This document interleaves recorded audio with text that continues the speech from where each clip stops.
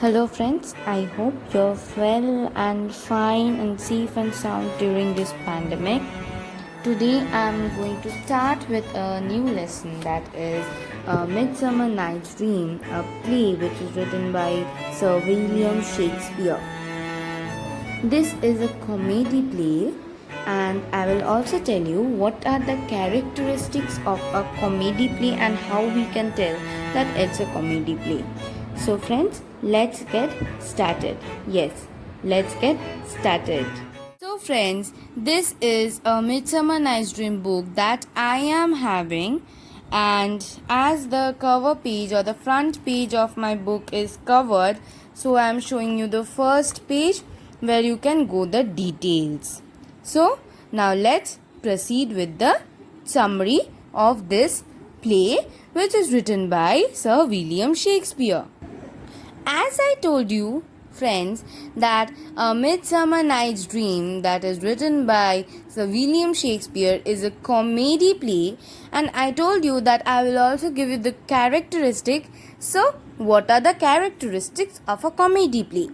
Before going through the play, we should know what are the two types of plays written by Sir William Shakespeare.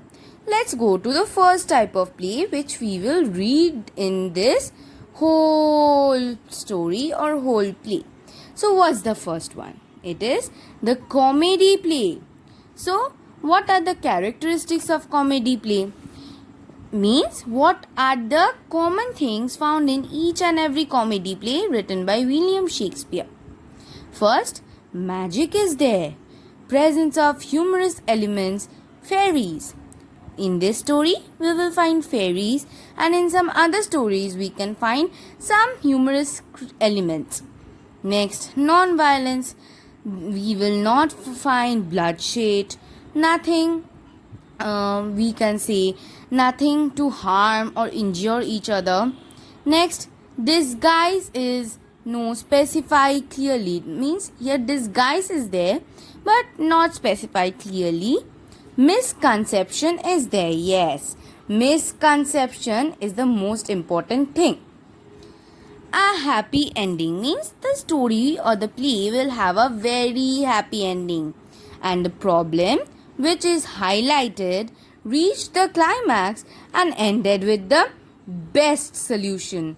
So there is a problem which started from the first, then it became highlighted, then reached the climax, and then ended with the best solution, what we can say. Now let's proceed with the summary of A Midsummer Night's Dream. Before going through the play, let's go know what's the background.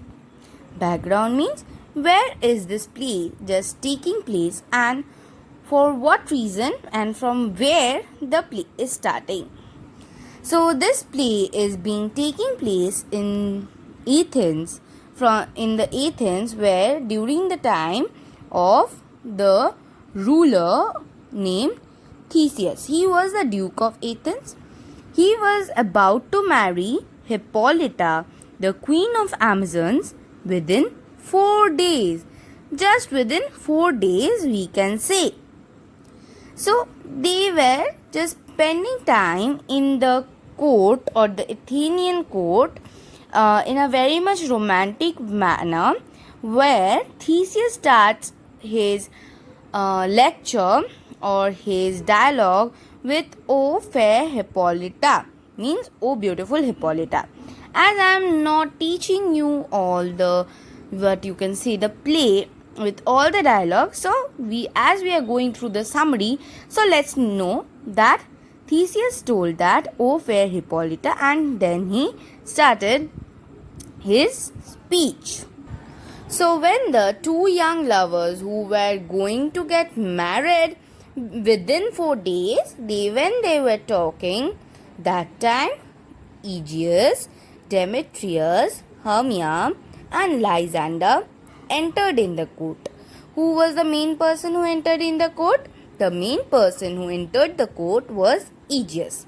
He entered the court with his daughter Hermia, and two gentlemen who were Demetrius and Lysander. Who was Aegeus? Aegeus was a citizen of Athens, or we can say an Athenian. Next, he came with his daughter, whose name is Hermia, the daughter of Aegeus. He came with Demetrius, an Athenian gentleman. Okay, let's go through an Athenian gentleman. Don't go through these things. Okay, Demetrius was an Athenian gentleman and Lysander was also an Athenian gentleman. Why did Aegeus came with these three young persons? Because Aegeus wanted her daughter Hermia to marry Demetrius. Because Aegeus liked Demetrius and wanted her daughter Hermia to marry Demetrius.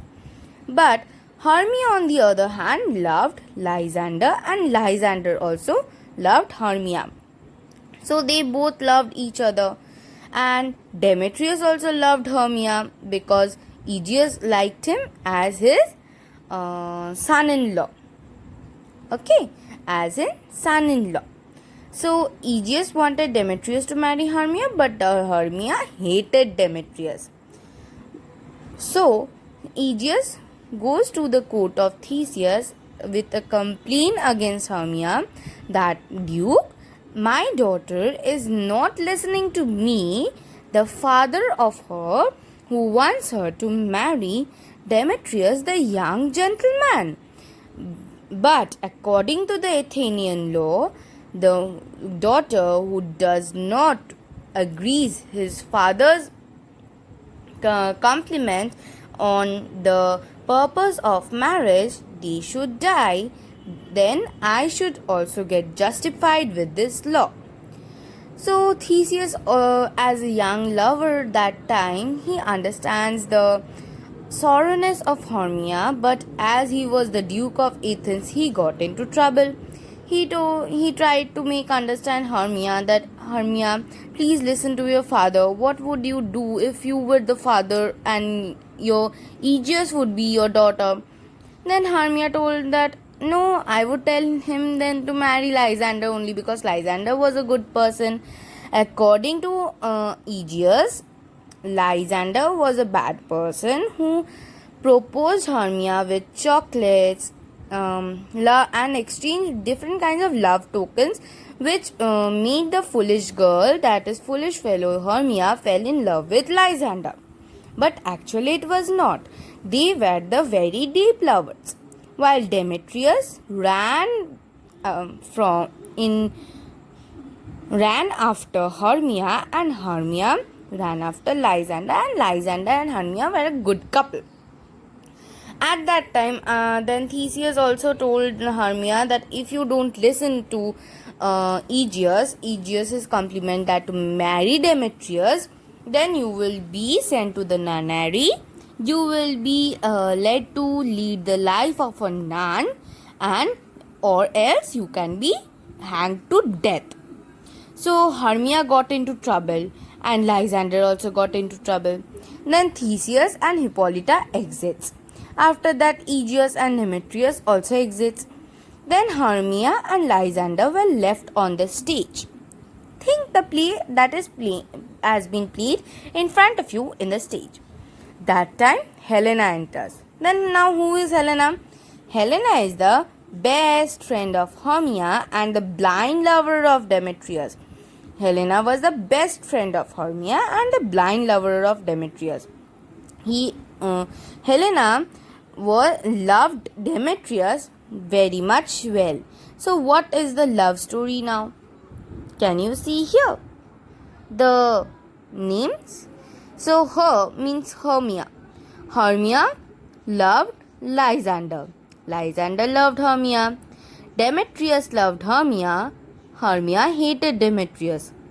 Helena loved Demetrius. Demetrius hated Helena.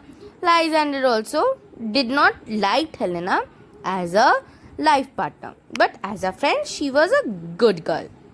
Now, what does Aegeus actually complete? I told you in a very much short way, so let's go in a great detailed way.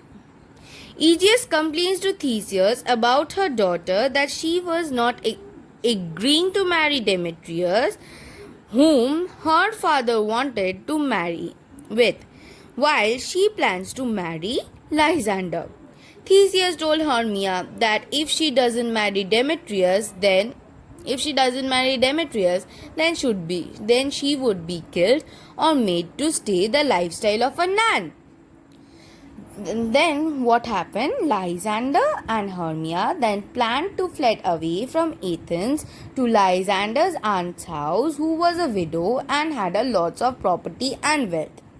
She does not have any children and thinks Lysander as her own son, and her house was 20 miles away from Athens, and they would marry there because the Athenian law would not get a hold in that place, which was 20 miles away from Athens. Then when they were discussing about the plan, Helena arrived, and Hermia, as a best friend, disclosed. Helena arrived when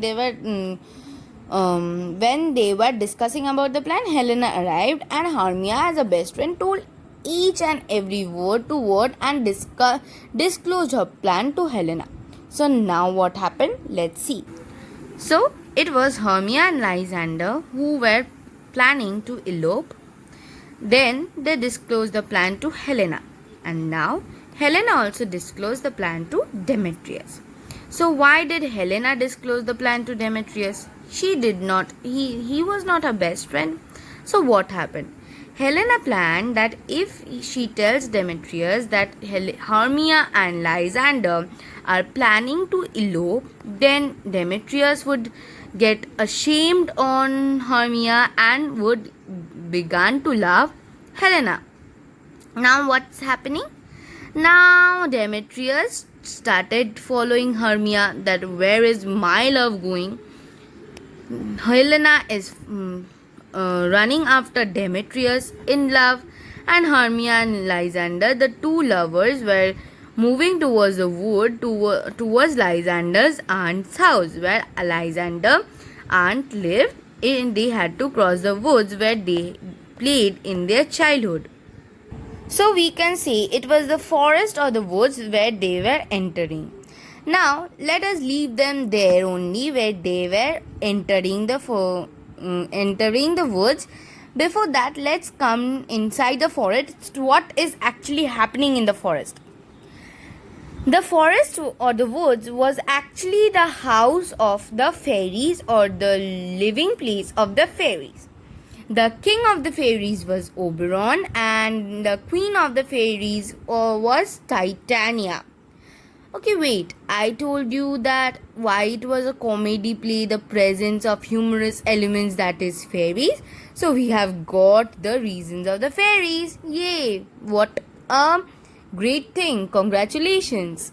Okay, now let's move towards our lesson. What was happening between them? They were quarreling upon a young Indian prince. Who was the young Indian prince? His mother had died, and she gave the responsibility of her child to Titania. So the young Indian prince was very much handsome. So Titania wanted the prince to be the attendant of a court, while Oberon wanted that prince to be a knight because he was very much handsome. So in this case, they were both quarreling. So Oberon that time called Puck. Puck means Robin Goodfellow, who was his servant. This is the Puck, and it is the most funniest creature, and instructed Puck to bring the flower Love in Idleness. So what is this love in idleness? I have made a chart here. So let's see. Love in idleness is a type of flower where if you put the juice of the flower on any of the sleeper's eyelids, then when he or she will wake up, the immediate living creature he or she first sees, he or she will fall in love with that. So this was the characteristic of love in idleness flower. So Oberon wanted to sprinkle the love and idleness juice on the eyelids of Titania because he wanted to teach a lesson to Titania that so that his wish to make the Indian prince a knight would be successful. Now, as he instructed Puck to go and bring the Jews' love in idleness, Puck has to agree. So, when Puck goes to bring the juice of the love in idleness flower, Oberon notices that Hermia and Lysander were passing in a very much romantic way while Helena was running after Demetrius for love, and Demetrius, on the other hand, was ignoring Helena and was running after Hermia. So, while this time Puck enters and Oberon orders Puck to sprinkle the juice on Demetrius's eyelids as well as in Titania's eyelids. So now what happens? Puck to knows Titania, so he could easily go and sprinkle the juice on Titania's eyelids. But Puck does not know who is Demetrius. So what does he do? Puck sprinkles the juice on Lysander's eyes. How? So here is a question: how does Puck sprinkles? So when Oberon saw that Helena was running after Demetrius, so Demetrius was running after Hermia. So Demetrius went away, Helena passed away. So Hermia and Lysander, as it was night time, they planned to sleep under the tree. So Puck saw Hermia and Helena who were sleeping under the tree, and there was a misconception that Lysander was Demetrius, and Puck sprinkled the juice on Lysander's eyelids. So when Lysander wake up, he saw Helena first, which make again another misconception. So now what happens? When Hermia wakes up,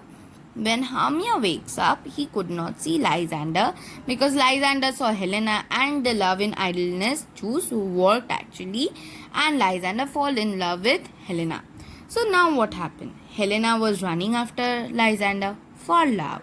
Lysander was running after Helena for love, and Helena was running after Demetrius for love, and Demetrius was running after Hermia for love. So here was a cycle going on. So leave this cycle inside the woods, and now let's go to outside the woods. So what was happening that time in the Athenian city? So there was a play for the Duke of Athens marriage ceremony, which was played by Bottom and his team. So who were the teammates? I will let you know at the end of the story of the play after the summary is over. Before that, let's go through here. The name of the play was The Most Lamentable Comedy and the Most Cruel Death of Pyramus and Thisbe. Here, the main character was Pyramus, and the role of Pyramus was played by Bottom himself. So the lead role was Pyramus, and the Pyramus was Bottom, and he had to wear the donkey face mask. So when Titania was also Titania was also given the love and idleness juice in her eyelids. So when Titania wake up, he saw Bottom in the donkey face mask and fell in love with her. Now what happens now? Hermia was running after Lysander, Lysander after Helena, Helena after Demetrius, Demetrius after Hermia. Now Oberon saw that and understood that Puck made a mistake. In place of Demetrius, Puck gave the juice in Lysander's eyes. So now he gave the love and idleness juice in Demetrius's eyes also. Now when Demetrius wake up, he saw Helena first, and both Lysander and Demetrius were in love with Helena. Now what happens? Helena thought both were making fun of her, so she became angry. Now she loved Demetrius. She thought that why is Demetrius making fun of me, and Lysander did not love me. He loved Hermia. Then he is also loving me. So they are both making fun of me. So after that, Hermia entered, and she thought that these three people were making fun of her. So now what happens? Hermia challenges Helena for a fight, that if she wins her, and now she also thinks that these two men liked me first, but now they are hating me. So she challenges Helena for a fight, and Helena also challenges Hermia, because both of them thought that other one was making fun of them. And Lysander and Demetrius were also commanded challenge for a fight, because according to them they loved Helena, and whosoever would, what we can say, be successful in the challenge, he would marry Helena, and he would gain love from Helena. Now what happens? Oberon sprinkles the juice which nullifies love and idleness on Lysander's eyes and Titania's eyes. Why did he sprinkle that on Lysander's eyes? He sprinkled on Lysander's eyes because he got to know that Puck made a mistake by placing it in Lysander's eyes. So there was a juice which could nullify the love in idleness. So he let it on Lysander's eyes and in Titania's eyes. Why in Titania's eyes? Because according to Oberon, Titania, when fall in love with Bottom in the donkey face, his wish was completed. So he now also thought that let the silly girl be distaken by the love in idleness juice, and let me sprinkle that juice which nullified the love in idleness. So both Lysander and Titania becomes normal and returns back to their own lovers. Means Titania returned back to Oberon and Lysander to Hermia. Sorry. So now what is happening? Helena loved Demetrius, and Demetrius also loved Helena, and Oberon left the love and idleness juice in Demetrius's eyes. So Helena loved Demetrius, Demetrius loved Helena, Lysander loved Hermia, and Hermia loved Lysander.